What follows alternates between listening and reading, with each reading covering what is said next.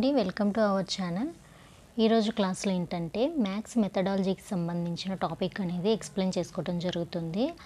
Already maths మెథడాలజీలో second topic అయిన గణిత శాస్త్రజ్ఞుల సేవలు అనే టాపిక్ని మనం ఇంతకుముందు క్లాస్లో ఆల్రెడీ కొంచెం ఎక్స్ప్లెయిన్ చేసుకున్నాము. ఆర్యభట్ట గారి గురించి, అలాగే ఆర్యభట్ట గణితానికి అందించిన సేవల గురించి కొంత టాపిక్ అనేది ఆల్రెడీ మనం ఎక్స్ప్లెయిన్ చేసుకోవటం అనేది జరిగిందనమాట. సో ఎక్కడి వరకు ఎక్స్ప్లెయిన్ చేసుకున్నామంటే ఆర్యభట్ట గణిత కృషి, ఆర్యభట్ట గారు గణితానికి చేసిన కృషి వరకు ఎక్స్ప్లెయిన్ చేసుకున్నాం.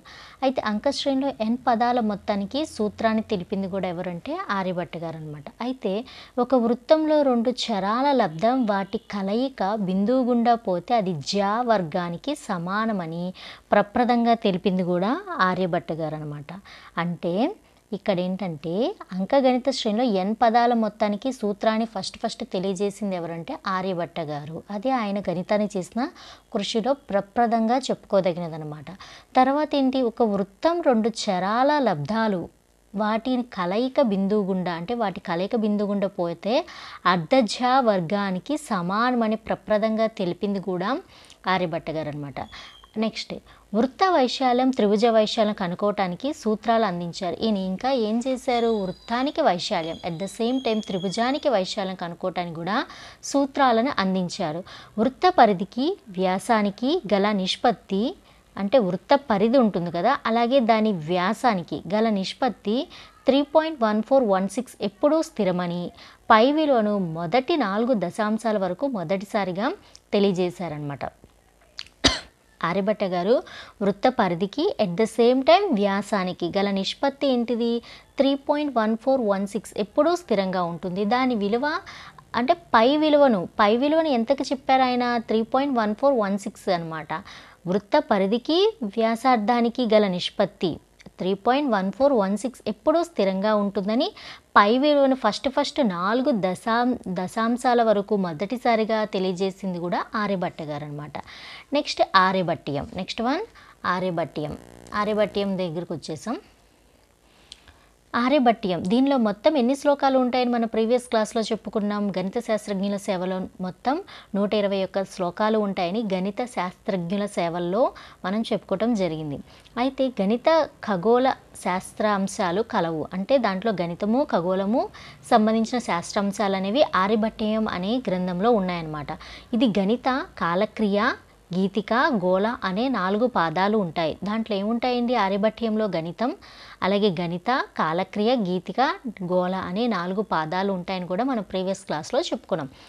గీతికా పాదంలో సంఖ్యలో నిర్దేశించడానికి అక్షరాలను ఉపయోగం వివరించబడింది. గీతికా పాదంలో సంఖ్యలను నిర్దేశించడానికి అక్షరాలను ఉపయోగం వివరించబడింది అనమాట. ఇది కూడా మనం ప్రీవియస్ క్లాస్లో ఇంతకుముందు క్లాస్లో మనకు ఆల్రెడీ వచ్చింది, అప్పుడు ఎక్స్ప్లెయిన్ చేసుకున్నాం. మళ్ళీ ఇక్కడ ఉంది కాబట్టి మళ్ళీ ఒకసారి ఎక్స్ప్లెయిన్ చేసుకుంటున్నాం. గణిత పాదంలో వర్గం, వర్గమూలాలు, ఘనమూలాలు, క్షేత్రగణితం, సైన్ పట్టిక, బీజగణితం, శ్రేణులు, ఎత్తు, దూరాలు మొదలైన అంశాలు ఉంటాయి. సో సెకండ్ పాదం ఏంటంటే గణిత పాదం. దాంట్లో ఏముంటాయి, వర్గం గురించి, అలాగే వర్గమూలాల గురించి, ఘనమూలాలు, క్షేత్రగణితం, సైన్ పట్టిక, బీజగణితం ఇలాగా. ఎందుకని దాని పేరే గణితం కాబట్టి గణితానికి సంబంధించిన అంశాలన్నీ కూడా ఉంటాయి. కాలక్రియ పాదంలో కాలమానాలు, అంటే పేరుకు తగ్గట్టే దానిలో ఉన్న అంశాలు ఉన్నాయన్నమాట. కాలక్రియ పాదంలో కాలమానంను తెలియజేస్తుంది అనమాట. అలాగే గోళపాదంలో ఏంటి, గ్రహాలు, పరిభ్రమణం, ఆయనాలు, గ్రహం మొదలగు వాటి గురించి తెలియజేయబడుతుంది. అలాగే ఇది ఆజ్ బబాహర్ పేరు అక్బర్ అరబీ భాషలోనికి అనువాదితమైంది. అంటే ఇది దీనికంటూ ఆర్యభట్టీయం అనే దాన్ని, ఆ గ్రంథాన్ని ఆజ్ బబాహర్ అనే పేరు అరబీ భాషలో అనువదించబడింది అనమాట. అరబీ భాషలో మనకి ఆర్యభట్టీయం అనేది ఈ పేరుతో అవైలబుల్గా ఉంటుంది అని చెప్తున్నారు. సో ఇక్కడితో ఆర్యభట్ట గారి గురించి సంబంధించిన గణిత సేవల గురించి చెప్పుకోవటం అనేది కంప్లీట్ అయింది. అంటే గణిత శాస్త్రజ్ఞుల సేవలు అనేది మ్యాథ్స్ మెథడాలజీలో సెకండ్ టాపిక్ అనమాట. ఓకేనా. దాంట్లో ఫస్ట్ మనం చెప్పుకున్న శాస్త్రజ్ఞులు వచ్చేసి ఆర్యభట్ట గారు. ఇప్పుడు సెకండ్ వచ్చేసేసి మొదటి భాస్కరాచార్యుల గురించి చెప్పుకోవటం జరుగుతుంది. సో మొదటి భాస్కరాచార్యులు అనేవారు క్రీస్తు శకం 550 నుంచి 630 టైంలో ఉన్నారనమాట. ఇతని టైం వచ్చేసి మొదటి భాస్కరాచార్యులు గారి టైం వచ్చేసి 550 to 630 అనమాట. ఇతను కేరళ దేశ నివాసి. భాస్కరాచార్యులు గారు ఏ దేశ నివాసి అండి? కేరళకి సంబంధించిన నివాసి అనమాట. మహాభాస్కర్యం, లఘభాస్కర్యం, ఆర్యభట్టీయ భాష్యం అనే 3 గ్రంథాలు రాశారు. ఈయన రచించిన గ్రంథాలు ఏంటి? ఫస్ట్ వన్ మహాభాస్కర్య, లఘు భాస్కర్య, ఆర్యభట్టీయం, భాష్యం అనే 3 గ్రంథాలని ఈయన రచించడం అనేది జరిగింది. అయితే సైన్ పట్టిక అవసరం లేకుండా ఒక సూత్రాన్ని ఇచ్చిన ప్రథముడు. సో అప్పటి వరకు ఏంటి, ఏదైనా సూత్రాలు కావాలంటే ఖచ్చితంగా దేని మీద ఆధారపడేవాళ్ళు? సైన్ పట్టిక మీద ఆధారపడేవాళ్ళు అనమాట. అటువంటి సైన్ పట్టిక అవసరం అనేది లేకుండా ఒక సూత్రాన్ని ఇచ్చిన ప్రథములు ఎవరైనా ఉన్నారంటే మొదటి భాస్కరాచార్యులు అనమాట. నెక్స్ట్, అంకగణిత బీజగణిత సూత్రాలకు పటాల ద్వారా వివరణ ఇచ్చారు. అంకగణితం కానీ బీజగణితం వాటికి సూత్రాలు ఉంటాయి కదండి, ఫార్ములాలు, వాటికి ఎలా ఎక్స్ప్లెనేషన్ ఇచ్చారు? పటాలు అంటే పిక్చర్స్ ద్వారా ఎక్స్ప్లెనేషన్ ఇచ్చిన మొదటి వ్యక్తి కూడా భాస్కరాచార్యులు గారే. రెండవ భాస్కరాచార్యులు తర్వాత వచ్చేసి రెండవ భాస్కరాచార్యులు. సో రెండవ భాస్కరాచార్యులు ఏంటంటే క్రీస్తు శకం 1114. ఈయన టైం వచ్చేసి రెండో భాస్కరాచార్యులు గారి టైం వచ్చేసి క్రీస్తు శకం 1114 ఆ టైంలో అనమాట. క్రీస్తు శకం 1114లో సహస్రాది సమీప ప్రాంతం విజ్జలవిడాపురంలో జన్మించారనమాట ఈయన. ఓకేనా? అయితే సిద్ధాంత శిరోమణి, కర్ణ కుతూహలం ఇతని గ్రంథాలు. అతని గ్రంథాలు ఏంటండి? రెండో భాస్కరాచార్యులు అంటే సిద్ధాంత శిరోమణి, కర్ణ కుతూహలం అనేవి రెండవ భాస్కరాచార్యులు రచించిన గ్రంథాలన్నమాట.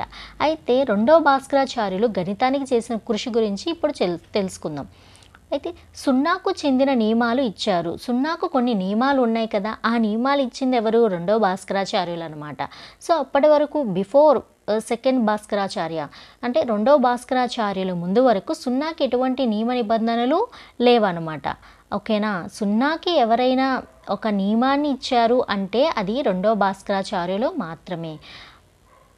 ప్రస్తారాలు, సంయోగాలు గురించి వివరణ కూడా ఇచ్చింది రెండవ భాస్కరాచార్యులు. నెక్స్ట్ వన్, సామాన్య గణనాలకు పై = 10⁻10గా తీసుకోవచ్చని ప్రతిపాదించాడు. అంటే సామాన్యంగా గణనాలు ఏవైతే ఉన్నాయో దానికి పైని ఎలా తీసుకోవచ్చు అని చెప్పారు? √10గా తీసుకోవచ్చని చెప్పారు.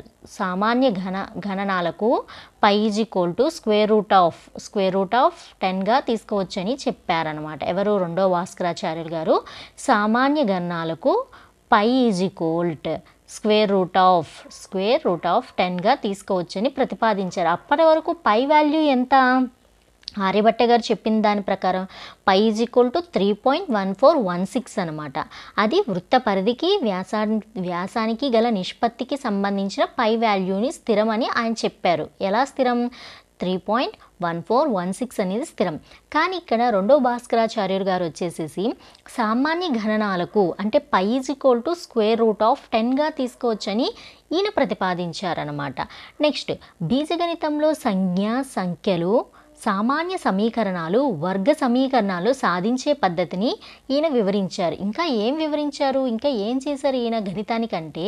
బీజగణితంలో సంఖ్యలు, సామాన్య సమీకరణాలు, ఈ వర్గ సమీకరణాలు సాధించే మెథడ్ని కూడా ఈ రెండో భాస్కరాచార్యులు గారు మనకి అందించటం అలాగే వివరించటం కూడా జరిగింది.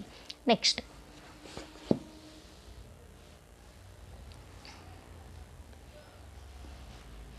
రుణరాశికి వర్గమూలం లేదని చెప్పారు. ఇంకా ఏం చెప్పారు ఈ భాస్కరాచార్యులు గారు అంటే రుణరాశి ఏదైతే ఉందో దానికి వర్గమూలం వాడాల్సిన అవసరం లేదని కూడా రెండో భాస్కరాచార్యులు గారు చెప్పారు. ద్విపది విస్తరణలో గుణకాల విస్తరణ గురించి కూడా చెప్పారు. ద్విపది 2 పదుల విస్తరించడం అనేది ఉంటుంది కదా, దాంట్లో గుణకాల విస్తరణ గురించి కూడా చెప్పిన వారు మన రెండవ భాస్కరాచార్యులు గారు.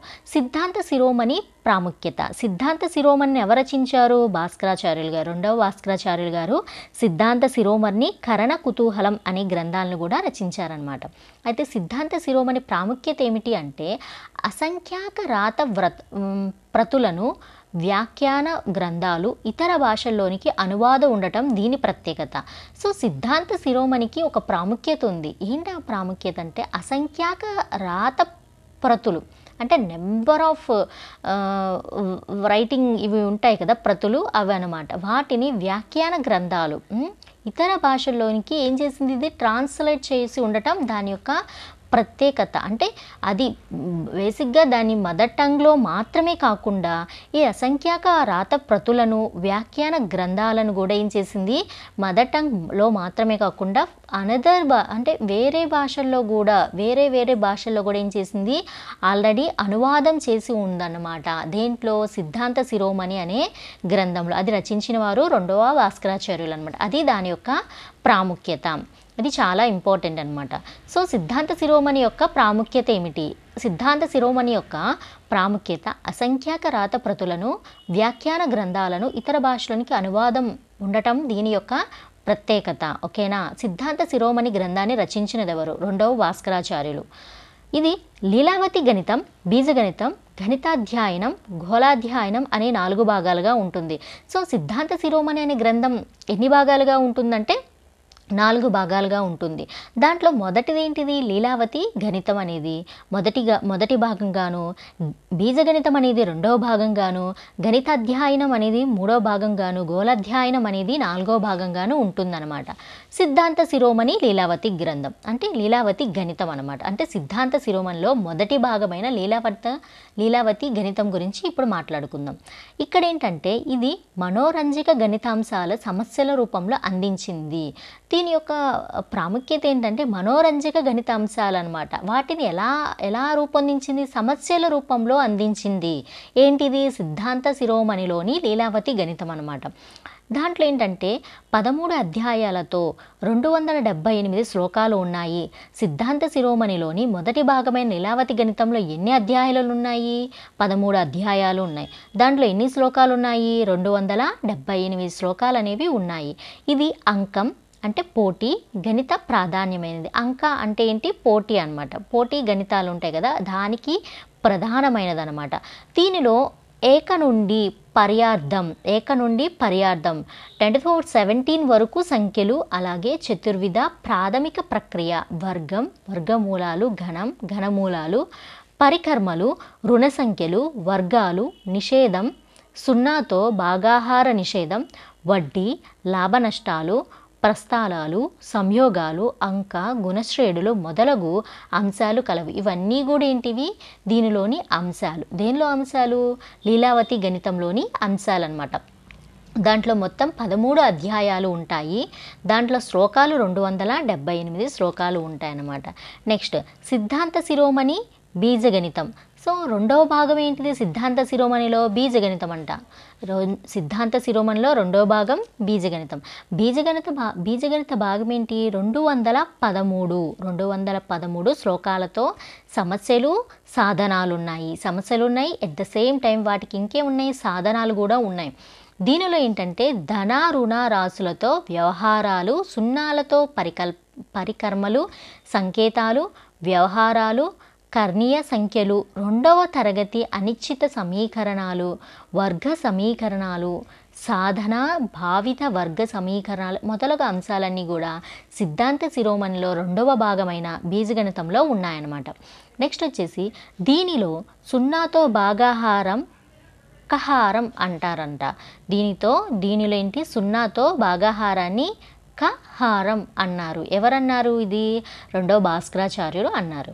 దీనిలో అవ్యక్త అన్నౌన్ సంఖ్యలు సూచన ఉంది. సో తెలియని సంఖ్యలకు కూడా ఒకలాంటి సూచన అనేది ఈ సిద్ధాంత శిరోమణిలో 2వ భాగమైన బీజగణితంలో ఉంది అని చెప్తున్నారు. గణితాధ్యాయనంలో గ్రహాలకు సంబంధించిన గణితాన్ని విస్తృతంగా వివరించడం జరిగింది. గణిత అధ్యయనంలో గ్రహాలకు సంబంధించిన గణితాన్ని విస్తృతంగా అంటే బాగా వివరించు అనేది ఈ సిద్ధాంత శిరోమణిలో 2వ భాగమైన బీజగణితంలో ఉందన్నమాట. సిద్ధాంత శిరోమణి గోళాధ్యాయనం ఇదేంటంటే సిద్ధాంత శిరోమణిలో 3వ భాగం అనమాట. 3వ భాగం ఏంటండి, గోళాధ్యాయనం. సిద్ధాంత శిరోమణిలో 3వ భాగం గోళాధ్యాయనం అనమాట. ఇందులో ఏంటంటే 15 భాగాలు ఉన్నాయి. గోళాధ్యాయనం ఎన్ని భాగాలు ఉన్నాయి? 15 భాగాలు ఉన్నాయి. భూమధ్య రేఖ నుండి ఉజ్జాయిని దాకా దూరాలు కొలిచి దానిని 16తో గుణిస్తే పరిధి వస్తుంది. భూమధ్య రేఖ నుంచి ఉజ్జాయిని అనే దాకా దూరాన్ని కొలిచంట దాన్ని 16తో గుణిస్తే భూ పరిధి అనేది వస్తుందని సిద్ధాంత శిరోమణిలోన గోళాధ్యయనంలో వివరించడం జరిగిందనమాట. భూమి నీడల వల్ల చంద్రగ్రహం భూమి యొక్క నీడల వల్ల చంద్రగ్రహణం చంద్ర కళలు ఏర్పడతాయి అని కూడా సిద్ధాంత శిరోమణిలోని గోళాధ్యయనంలో వివరించడం జరిగింది. గోళాధ్యయనం అంటే గ్రహాలకు సంబంధించినది అనమాట. ఓకేనా? అందుకని ఇక్కడ భూమి గురించి, సూర్యచంద్ర గ్రహాల గురించి, వీటన్నిటిని గురించి కూడా సిద్ధాంత శిరోమణిలోని 3వ భాగమైన గోళాధ్యయనంలో వివరించడం జరిగింది. సో ఇక్కడ ఏంటంటే భూమి నీడల వల్ల, భూమి యొక్క నీడ పడటం వల్ల చంద్రగ్రహణం చంద్ర కళలు అనేవి ఏర్పడతాయని కూడా సిద్ధాంత శిరోమణి గోళాధ్యయనంలో వివరించారు. Sine A plus or minus B sine A minus B divided by 2, అలాగే సైన్ 18 సైన్ 36లకు సూత్రాలు కూడా ఇక్కడ ఇవ్వటం జరిగింది సిద్ధాంత శిరోమణి గోళాధ్యయనంలో. విలువలు రాబట్టడం. నెక్స్ట్ వన్, విలువలు రాబట్టడం. గోళం ఘనపరిమాణం ఉపరితల వైశాల్యాలు కనుగొనటానికి కలన గణిత ప్రాథమిక భావనలు మొదలగు అంశాలు కలవు. విలువలు రాబట్టడం. గోళం ఘనం పరిమాణం అంటే గోళం యొక్క ఘనపరిమాణం, అలాగే ఉపరితల వైశాల్యాలు ఉంటాయి కదా, వాటిని కనుక్కోవటానికి కలన గణితం ప్రాథమిక భావనలు మొదలగు అంశాలు ఇవన్నీ కూడా సిద్ధాంత శిరోమణి యొక్క గోళాధ్యయనంలో వివరించడం జరిగింది. భాస్కరాచార్యుని గ్రంథాల్లోని లోపాలు. సో ఎంతటి పెద్ద శాస్త్రవేత్తలైనా వాళ్ళ యొక్క గ్రంథాల్లో కూడా ఏం చేశారు, లోపాలని కనుగొనటం అనేది జరిగిందనమాట. ఎటువంటి లోపాలు ఉన్నాయంటే నిష్పత్తి, గసాబా, కసాగులను విస్తృతంగా ఉపయోగించిన వాటిని ప్రధాన ప్రక్రియలుగా గుర్తించలేదు. ఏం చేశారంటే నిష్పత్తుల గురించి గసాబా, కసాగులను విస్తృతంగా ఏం చేశారు, ఉపయోగించారు. కానీ వాటి ప్రధాన ప్రక్రియ అనేది ఆయన గుర్తించడం జరగలేదంట. అదే ఒక లోపంగా కన్సిడర్ చేశారు. నెక్స్ట్ విదత భిన్నాలు ఉపసంహరణలను ఉపయోగించి పద్ధతులను ఇచ్చిన వివరణ లేదు. ఇక్కడ ఏంటంటే వీటి గురించి ఏం చేశారు, పద్ధతులను ఇచ్చారు కానీ ఎక్స్ప్లెనేషన్ అనేది చేయలేదు అని చెప్తున్నారు. వేటి గురించి, విదత భిన్నాల గురించి, ఉపసంహరణల గురించి ఏం చేశారు, ఉపయోగించారు, బాగానే యూజ్ చేశారు. కానీ పద్ధతులు కూడా ఇచ్చారు, ఉపయోగించారు, అలాగే పద్ధతులు ఇచ్చారు. కానీ ఎక్స్ప్లెనేషన్ అనేది అక్కడ